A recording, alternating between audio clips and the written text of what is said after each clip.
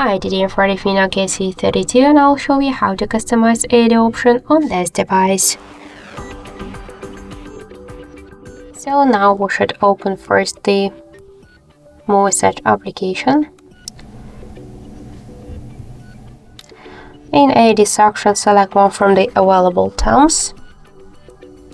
Tap to apply. You could switch here the backgrounds by swipe to the up or to the down. Tap apply them if you want to use them.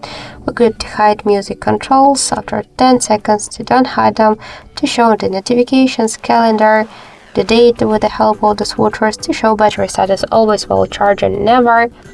Go back, switch AD to the settings and tap to always on display. We could show it on lock screen while charging, on music or always, to increase or decrease the brightness level, to switch AD timeout, low power after timeout, screen orientation, to close it on double or single, by single or double tap on the lock screen, to close it on fingerprint, on screen off, to set the shadow, to use it in pocket mode, and to disable the AD option during the calls. So that's it, thank you for watching, and if you find this video helpful, leave thumbs up and subscribe.